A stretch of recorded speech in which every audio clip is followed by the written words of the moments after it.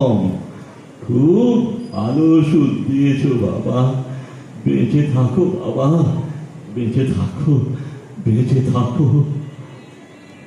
মঞ্জুরি, পাশের ঘরে একটু এসো তো, কথা আছে। পাশের ঘরে চলো।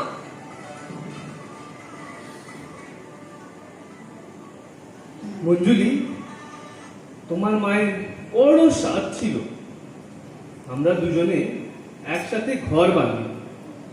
এসো না, আমরা তার মনের ইচ্ছেটি পূর্ণ করি। না না, ছি ছি, এমন কথা শোনাও যে পাপ আমার। আমি চলি মঞ্জুরি, আমার কথাটা কিন্তু ভেবে দেখো। ও চলে গেল, ও চলে গেল, আমি সব ধরা পড়ে গেছি। পুলিন, আমি জানি আমি ধরা পড়ে গেছি তোমার চোখে।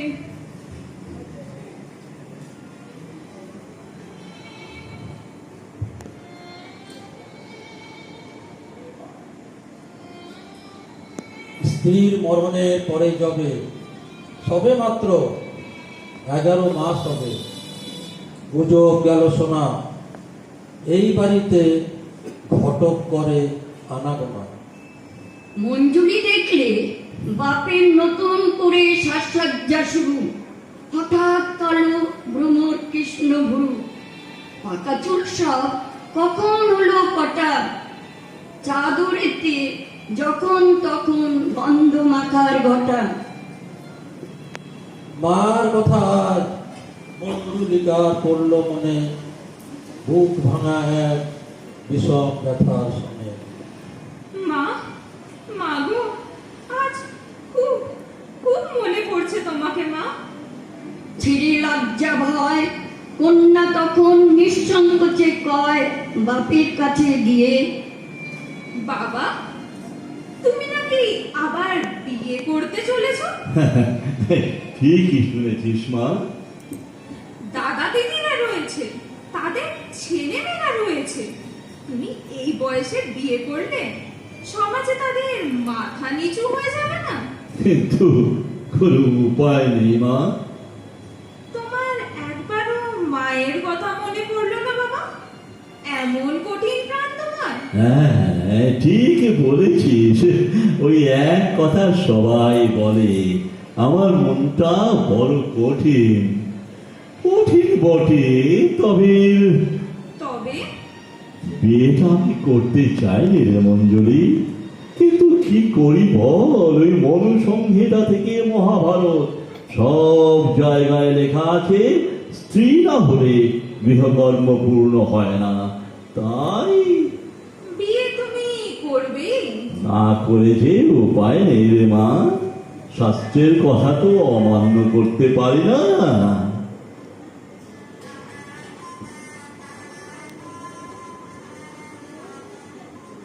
মঞ্জুরির বাবা বাখরগঞ্জে গেলেন বিয়ে করতে।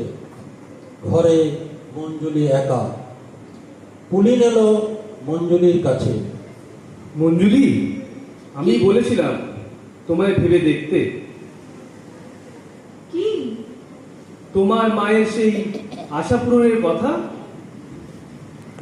আমার বাবা হয়েছেন যে?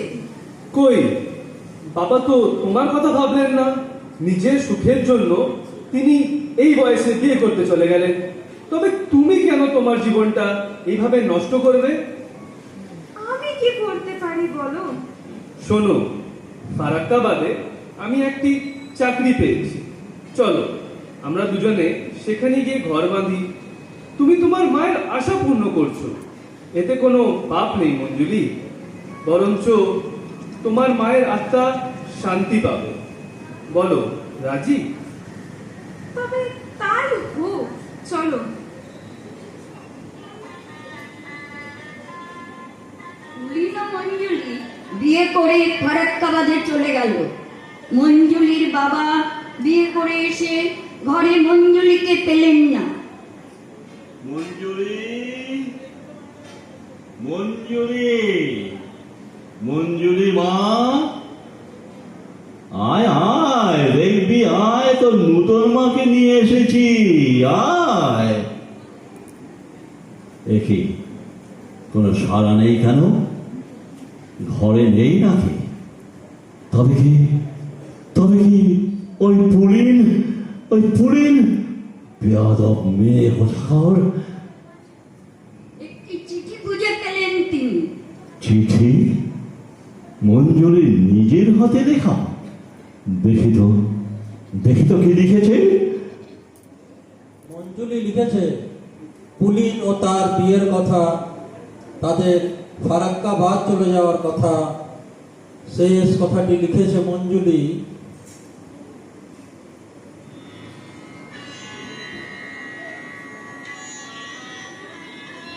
বাবা, তুমি নিজের জীবনে সুখের কথাই শুধু ভাবলে। আমারও একটা জীবন আছে, কখনো সেইটা ভাবনি তো? আমি এই যন্ত্রণার জীবন থেকে নিষ্কৃতি চেয়েছিলাম বাবা। পুলিন আমায় এনে দিয়েছে সেই নিষ্কৃতি। পুলিন নাও হতে পারে, কিন্তু ও খুব ভালো মানুষ বাবা। আমার বিশ্বাস খুশিতে আনন্দে ও ভরিয়ে দেবে আমার জীবন। আমি পুলিনের সাথে ফারাক্কাবাদ চললাম বাবা। পুলিনের সাথে আমি সেখানেই ঘর বাঁধবো। জানি তুমি আমায় অভিশাপ দেবে, দাও। তোমার অভিশাপ আমি আশীর্বাদ বলে মেনে নেব বাবা। প্রণাম নিও। ইতি মঞ্জুরি। এখানেই সমাপ্ত হলো নিষ্কৃতি নাটক।